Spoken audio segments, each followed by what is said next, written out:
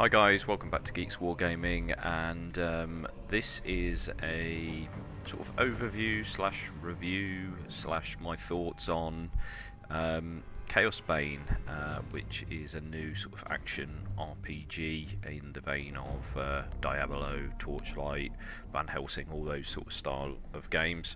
So I was given this game early to have a playthrough and to do this video. So obviously, full disclosure, I haven't paid for this, so take my thoughts with a pinch of salt, but I will give you my honest impression of this game, which is overall it's a good game. I've enjoyed it. So there are 4 characters in the game. We have the sort of archetypal warrior sort of class here, Volin. He is your sort of sword and shield, your tankier sort of class. There is multiplayer in this game as well. Yeah, basically each character will play a different role. So you've got sort of this tanky class. You have 2 range DPS in the mage and the ranger, and then you have Braggy, who is obviously my main character, being level 50. And he is your melee DPSer. So yeah, as I said, I've mainly just played through on Braggy, and playing through the game first time. Played it through on normal. It's probably taken me about, I'd say, I haven't really kept track of it fully, but it's probably taken me about 20 hours to complete the first playthrough of the campaign. And the campaign sort of sees you going through multiple sort of obviously dungeon areas. So it starts off in sort of a dungeon. You also play through some forests, some cities, and then some chaos realms and things like that. And you actually get to face all of the different types of chaos sort of following. So you play against Khorne, you play against Nurgle, you play against Sinch, and also Slaanesh is actually in this game as well. So each sort of chapter is themed around a different chaos god, with mini boss encounters and then a big boss at the end of the chapter, and they're all really cool.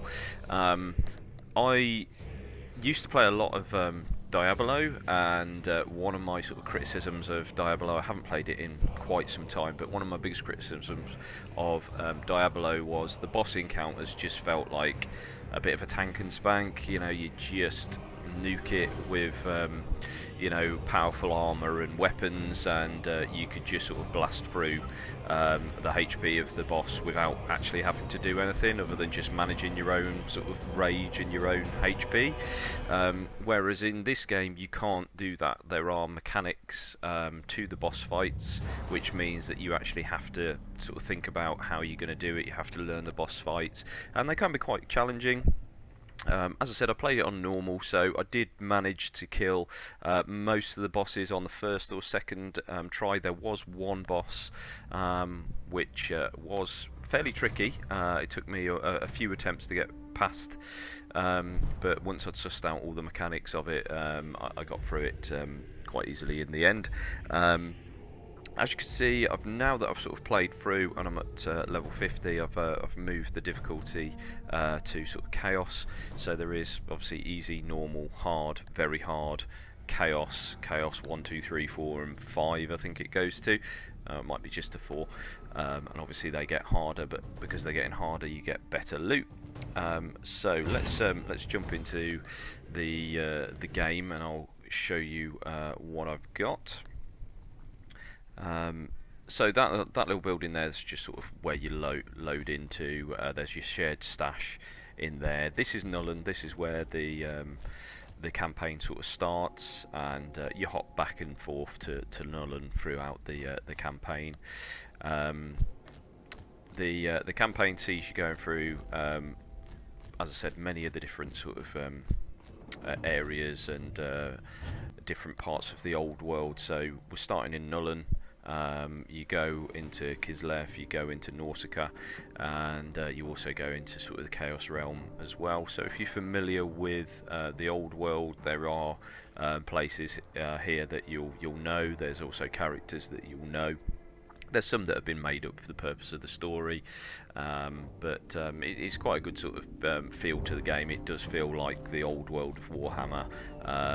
I didn't sort of play Warhammer myself, as you know. I'm more of a 40k guy, but I do know some of the fluff behind it through reading White Dwarfs and some books and things like that. So I think, you know, it's fairly canon to the previous story. There's obviously some bits that they've used for poetic license, which I won't sort of go into to spoil it for you.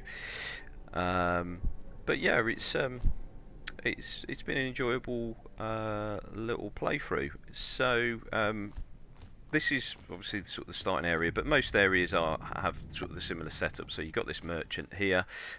You can do sort of donations. So I finished the game, as I said, and I've also sort of played back through some expeditions, which is when you can just sort of set the difficulty to what you want, go back into an area, and then just sort of grind out for some loot. So as you can see, I've been doing that. So I've got some, I think these are called heroic grade items, which is the top level in the game at the moment, I believe.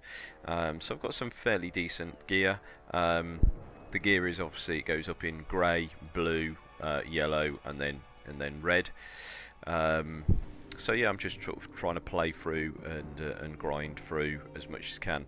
Now this merchant here, you unlock different levels of reputation, and as you go up with reputation, you get extra things like extra abilities, extra gems, some extra gear and stuff like that. So what I've tended to be doing while playing through this game is I've just been dumping all my gear, just trading it all to him, and you'll see my reputation bar will go up a little bit. I've just discovered that this reputation bar is actually shared across all of your characters once you complete the game. Which is quite good, so you haven't just got to sort of farm it on each individual character. It is sort of shared. It looks like there are other things which are shared across as well. So as you're playing through the game, this is your rage meter, and you start with 1 and then you unlock the 3 as you're going through it. When you create a new character after you've completed the campaign, that's all completely unlocked, and a lot of your abilities are unlocked. You just obviously haven't got the points to sort of spend on them straight away. So I'll just show you around some of the areas. So this is one of the main sort of quest hubs. There's usually sort of Teclis in here, and you sort of have a bit of a chat to him. The campaign itself, the story's okay. It's a little bit, you know, a little bit contrived in the way of you're basically hunting down a sorceress. She gets away right at the start, so you're trying to find her, and you go and, you know, you find out that there's a Nurgle infestation in Nuln. You eventually get through to sort of a Nurgle champion, and as you confront him for the big battle, he spills his guts and basically tells you where you can sort of, you know, what his devious plan was and what the sorcerer's devious plan is, and where she was heading next, which I always find is you know, really helpful, that your enemy tells you exactly where you need to go next. But lo and behold, when you go to the next place, she's moved on, blah blah blah, and you just sort of chase her around the old world, so to speak. There are a few little bugs in the campaign mode. Well, not sure bugs. I think it's every time you sort of interact with a character, you'll have some narrative. You'll see at the bottom of the screen here, it'll come up with Teclis, and then all the text will come across, but it is voice acted. What I have noticed is sometimes the text is different to the voice acting, so I don't know if they've changed some of the voice acting at the last minute, but you know, that's just a minor bug. Nothing sort of game breaking or anything like that. I'm just going to go into an expedition mode now, just to show you what it's like. But these are the other modes. So this is your main quest, because I've completed on this character. Obviously it's locked. Invasions, they haven't unlocked yet. I'm playing this before the game is on general release, so I'm guessing they will be a sort of a day one patch to that, or maybe shortly after.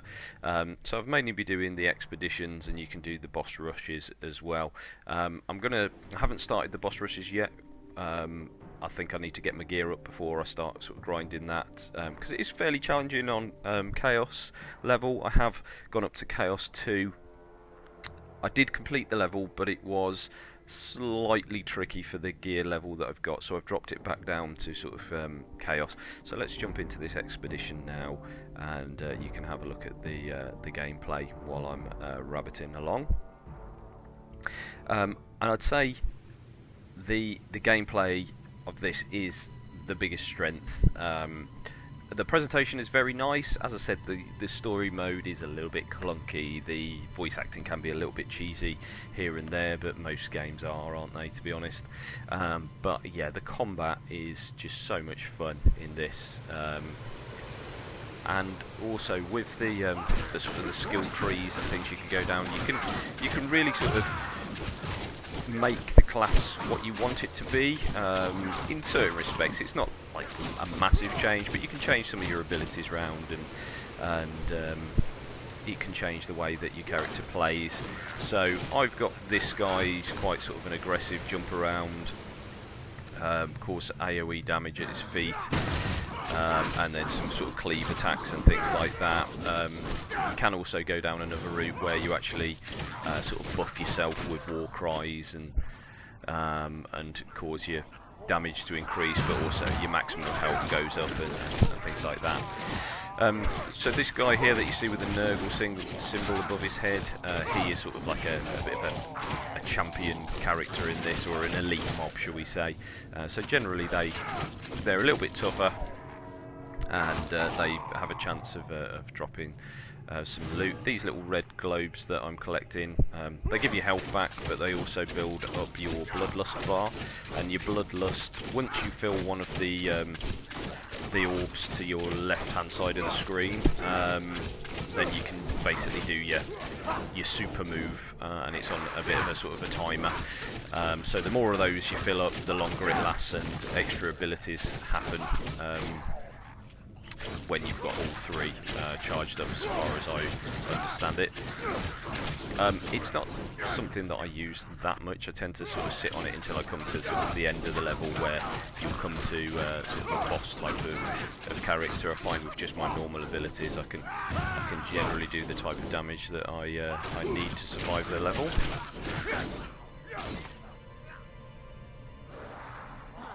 So as you can see, the combat is, quite fun. Lots of flashy lights and big numbers coming off, which is exactly what you need in these types of levels, these types of games. Sorry, it's just fun. I'd say this is.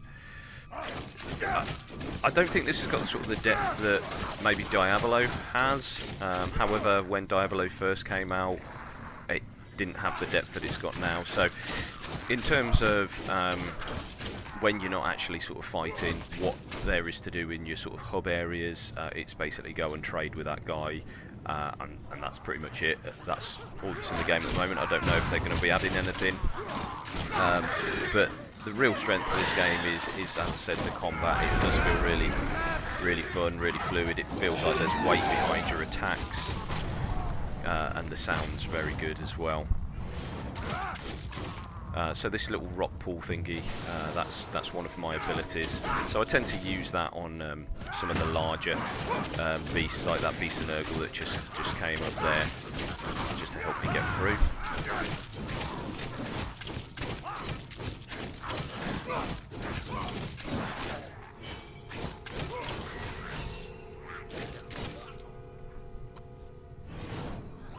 So there we go, got that area cleared, and as you can see, it's just, it's loot flying out all over the place, which is why we play these types of games. So you always feel like you've got progression.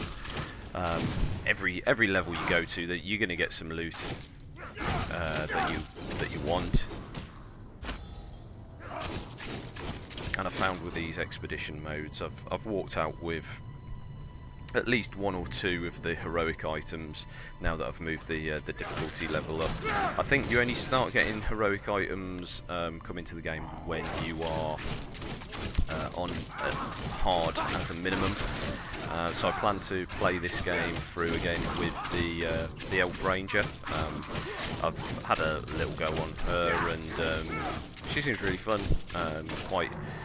Quite a mobile character, but sort of fragile, as you'd expect from that type of character. Probably similar to the Demon Hunter on Diablo.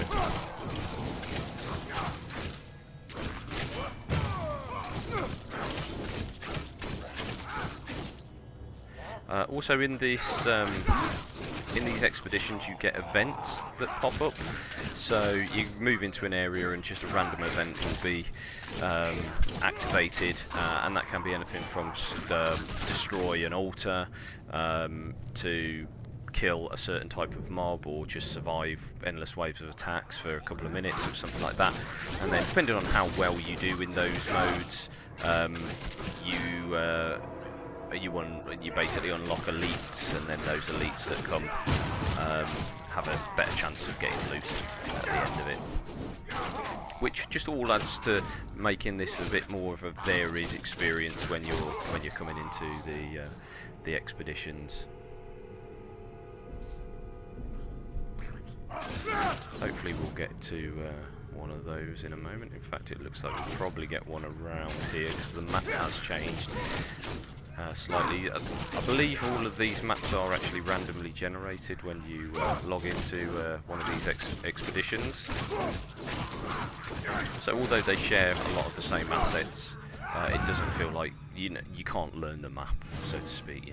It's going to change every time you come into it, but you kind of accidentally find your way around. In these games I tend to try and go down every single possible pathway to make sure I don't miss out on any loot or any chests or anything like that. So as you can see, we've got plague bearers there, so as you're going through each one of the different chaos gods, you'll have specific demons. So we've got Nurglings, we've got plague bearers, we've got beasts of Nurgle. Okay, so we've got a chest. Okay, so just jump into obviously the loot. So when you get some new loot, obviously it flashes up to say that this is all new, and you can quite easily sort of compare compared to your previous items or whatever you've got equipped. If you've got things like rings, then if you press shift, that will show you your sort of one of your rings. If you press the alt, then it will show you the other one in terms of the stats. So you see the stats are flashing. So that's not an upgrade for either of my rings, so I'm not going to bother obviously equipping that. I wouldn't expect it to be, because I've got some decent high level loot there. This is all your skills and abilities. So this is where you can sort of customize. So my abilities, this is your main attack. This is the one that generates your rage. This is the one that sort of spends it. This shred ability also restores 4% of health for the damage that I dish out with it. So I tend to sort of mainly, obviously I'm using this ability in the main, and then I use this when I need to try and get some health back. Ability 1, so these are all bound to sort of numbers on your keyboard, or I've got a mouse, an MMO mouse, so yeah, I've got all the numbers down the side, which is quite handy. But 1 makes me invulnerable, 2 is sort of my cleaver attack, which is puts a bleed effect on the enemies, which stacks with some of the other abilities that I've got. This is the Mountains Wrath, so that's the big explosion on the floor that you see, which sort of burns everything that stands in it. That's a really, really powerful move, but it is actually on quite a long cooldown, so I tend to use that when I get into a slightly scarier situation. And then Strike of the Anvil, this is the one that you've seen me use quite a lot when I actually jump up in the air and smash down on the floor. So they're my sort of main abilities, and then you've got sort of some passive abilities as well here. Now you unlock these in different ways. So some of them are from reputation that you get from the merchant. You'll unlock abilities here and here. But also you unlock these by spending points in your god skill tree, which is a bit like your talent tree if you're familiar with that type of format. So these are all the abilities that you can use. So these would go from your to replace any of these here. I can just sort of swap and change. So this is like a sort of a battle shout. This is a charge ability. This is the one that I've got equipped already, and obviously I've leveled it up to level 4. This one's sort of a whirlwind. You can change these all on the fly as well in the middle of the level if you want to. I found that this combination is what I like, but yeah, so you can change out all of these different combinations here. There's also these god skills, so this is where I've put this one here. This is from my god skill tree, and this is my invulnerability, and also the big mountain's wrath is unlocked through the god skill tree. So I've got some points to spend on the god skill tree to unlock this. And then these are sort of passive ones, so these will be extra bleed effects, rage lasts longer, you know, lots of sort of really useful things. So just depending on what you want to do, you sort of stick them up here, and that sort of helps out your character.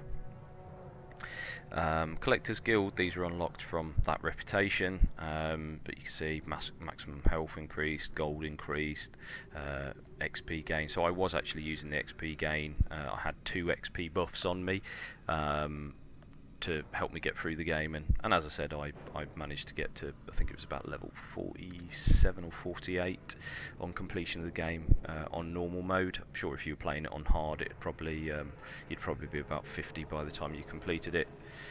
And these are some of the passive skills that I've got from the god skill tree here. I believe these ones are all from the pre-order DLC, so some of these are cosmetic, some of them are motes. I've got this equipped at the moment, so that's the little thing which you see that's following me around. That just makes my looting radius slightly larger, so you haven't got to run directly over stuff, it'll just hoover stuff up a bit easier. So that is that. I'm going to go into that. Yeah, that one there. So this is your god skill tree. So you start in the middle and you spend points. So you've probably seen, as I've been killing mobs, we've been getting some fragments of different colours, and that's directly represented by these. So you start in the middle and then you spend sort of a couple of fragments. It's basically you have to spend all of them, so it will be something like 10 red, 10 yellow, 10 blue, 10 green, and then 10 of these star ones that you have to spend. So you have to have pretty much an equal amount of all of them in order to sort of help you spend this. And then these larger ones with the icons in them, that's when you unlock your god skill tree. So I've been working around to unlock my invulnerability one. Unfortunately I haven't got the skill points to put it on my bar at the moment without doing some jigging round, but I'll probably do that in a bit. And these are some of the passive ones that I've done. So I just basically looked at what I wanted to put on my bar, and then I've just kind of clicked and followed around as I've been going through the game to get those. I have got enough points now to go to a next sort of step, so I might actually start heading round to this one, because I've got up to 2 on this one. I might go up to 3 just to give me some more health. I quite like having a large health pool, because my character is he's a little bit on the squishier side, but he does an awful lot of damage, so I might go around to that. So just simple as that. You've spent that, so you saw that each one of these has a value, so 41 of all colours and then 2,000 of the stars, and you'll see that that's gone down on my bar there, so I need to do some more grinding to get that. So yeah, that's basically my attempt at a sort of an overview of the game. As I said, it's it's not a perfect game. It's a very enjoyable game. I think it's going to come into its own now that I'm at higher level. I feel like I'm enjoying it a bit more, because I actually feel that I've got a sort of a purpose and an aim. I'm trying to sort of gear myself up. I think when you play with friends as well in the multiplayer mode, I can imagine that would be very enjoyable as well, just going around and blitzing bosses and everything like that. So I do intend to play a lot more of this. I'm going to start the Ranger, and I intend to do sort of a playthrough of the Ranger, so expect to see those coming up in the future. And if you guys like them and watch them, then I'll continue on with that right through to the end of the game. I'm also planning on doing some expeditions at high level. I'll just throw up videos of that so you can see how they sort of play through in full if you're interested in that. So keep an eye on the channel over the next couple of weeks, and you'll get plenty more Chaosbane content. So hopefully that was informative to you. It wasn't too much of a ramble. You got an idea of how the game plays, and a bit of idea of sort of the gameplay itself as well. You've had a look at that, so hopefully that'll help you to make an informed decision as to whether you want to buy this. I would say, hand on heart, if I hadn't been sent this game, I would have actually bought this one. It's something that I have been looking forward to. It's the type of game that I do enjoy. It's in the universe that I enjoy, and it looks nice and it plays nice, so I definitely would be buying it myself. So I'd say that I would recommend this if this is something that you are considering playing, if you enjoy those types of games. And if you do start playing it, then hit me up on Steam, and hopefully we'll get some multiplayer games going at some point. So thanks for watching, guys. If you don't already do so, if you can subscribe to the channel, that really helps us out, and throw us a like and click the notification bell so you don't miss any of this Chaosbane content coming up, or any of our other normal hobby related content coming up. And thanks for watching, and I will see you in the next one.